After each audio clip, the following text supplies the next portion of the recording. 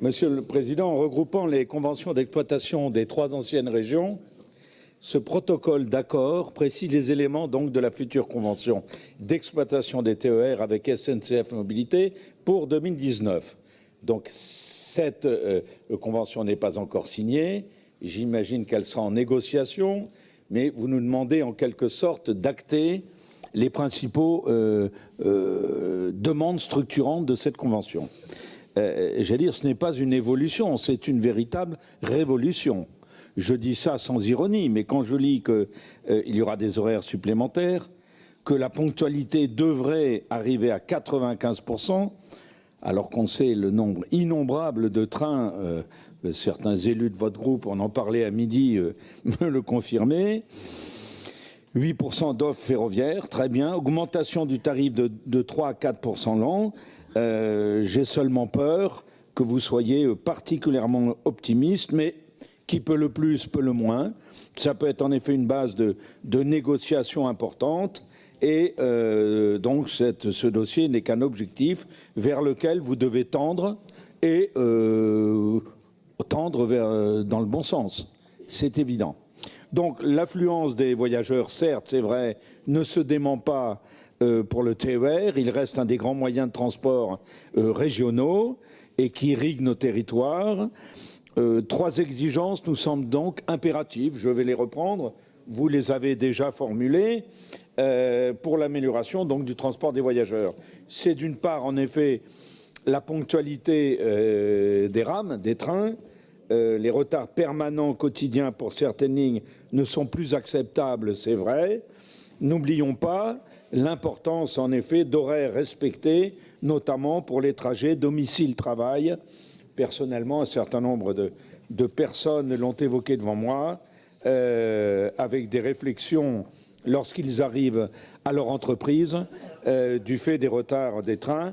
J'ai bien noté, en effet, nous en parlions encore à midi. Vous voyez, on fait des repas de travail pratiquement à votre table, Monsieur le Président, que ces retards sont bien souvent dus au mauvais entretien du réseau, des lignes, des signalisations, etc., etc. Mais enfin, faut-il s'en étonner quand j'ai le souvenir dans un certain dossier régional, je crois, que certaines lignes n'avaient pas été entretenues de façon correcte depuis 1961. Hein, ça m'avait frappé. En effet, si on n'entretient pas le réseau, on recule évidemment dans la qualité. Deuxième impératif à nos yeux, assurer la continuité de ce service en offrant un nombre de places suffisant aux heures de pointe. C'est un élément évidemment indispensable pour ceux qui vont et viennent de leur journée de travail, je le répète, ou lors de départ ou de déplacement au moment de grands événements ou de vacances.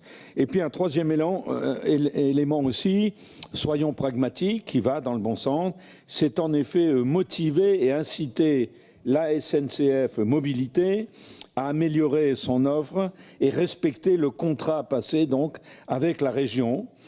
Pragmatiquement, c'est par la pénalisation d'offres non réalisées, que ce soit sur la ponctualité, sur le manque de place ou autre, et surtout que ces pénalités financières doivent être strictement appliquées.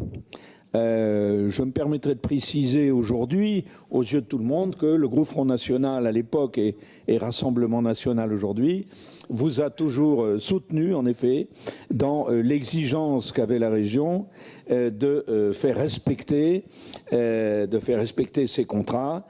Trop souvent, ce n'était pas le cas, et la SNCF, j'allais dire, elle avait une attitude, voilà. Très légère. Donc oui, nous voterons ce dossier. J'avoue que je suis impressionné par le nombre d'exigences que vous avez. Très bien.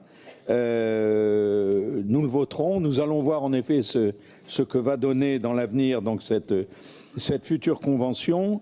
Je rappelle, je ne veux pas ouvrir à nouveau des débats, mais si nous ne sommes pas, Monsieur le Président, nous tenons énormément en effet à l'offre ferroviaire.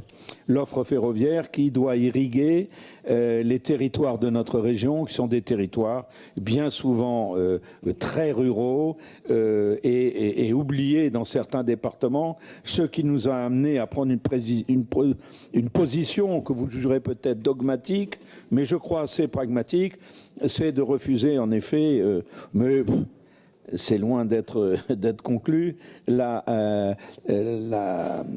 l'édification donc de la LGV sur Toulouse, car avec plus de 9 milliards, nous pensons, l'État n'en mettant pour l'instant pas un seul euro, nous pensons qu'avec des sommes pareilles, et peut-être même sans arriver là, le TER et les TER méritent en effet, de notre part, une action et des financements, si ce n'est pas à cette hauteur, du moins à des hauteurs conséquentes, de façon à assurer le transport des Néo-Aquitains. Je vous remercie.